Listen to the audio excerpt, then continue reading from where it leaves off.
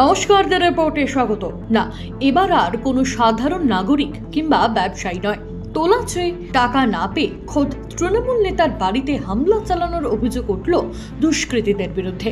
ঘটনাকে কেন্দ্র করে তীব্র চাঞ্চল্য ছড়ালো নদিয়া জেলার অন্তর্গত কৃষ্ণনগর 14 নম্বর ওয়ার্ডের মালুয়াপাড়া এলাকায়। ক্যামেরায় ধরা পড়েছে সেই ছবি।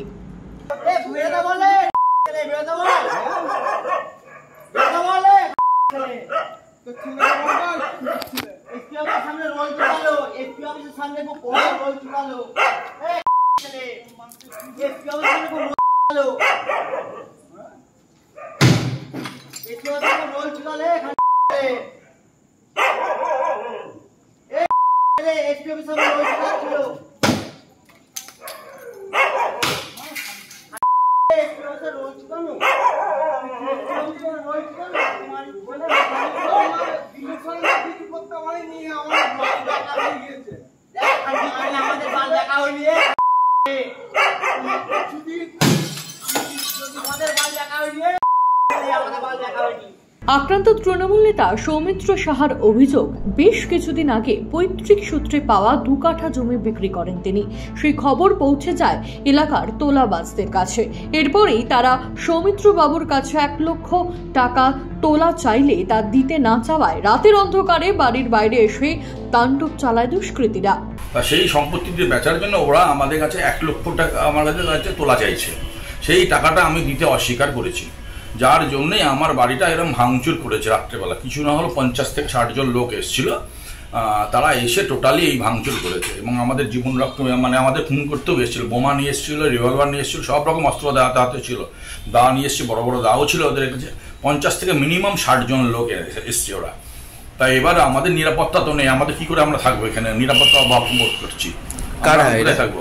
বলুন, এটা কারা? এরা এখানকার একদম বন্ড অ্যান্টি সোশ্যাল। এরা অনেক জেল টেল খেটেও এসছে।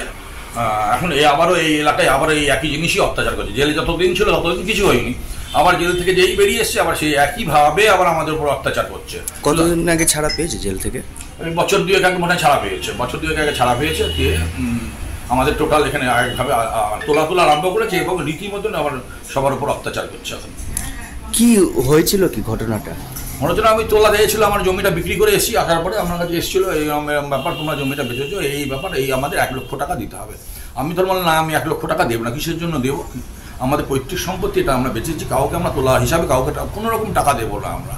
এই অস্বীকার করার জন্য আমাদের বাড়ির উপর, আমাদের ফ্যামিলির উপর অত্যাচার হচ্ছে। আমাদের হুমকি দিচ্ছে, আমার ছেলেকে হুমকি দিচ্ছে। আমার ছেলে গেঞ্জি সব ছিঁড়ে দিয়েছে একদম রেজিস্ট্রি অফিসের মধ্যে। যখন রেজিস্ট্রি অফিস রেজিস্ট্রি করে যখন বেরোচ্ছি আমি, তখন রেজিস্ট্রি অফিসের মধ্যেই খানকুড়ি লোকজন ঢুকেছিল, গিয়ে ওখানে গিয়ে এই ভেঙে চুলে ফেলে দিয়েছে ওখানে।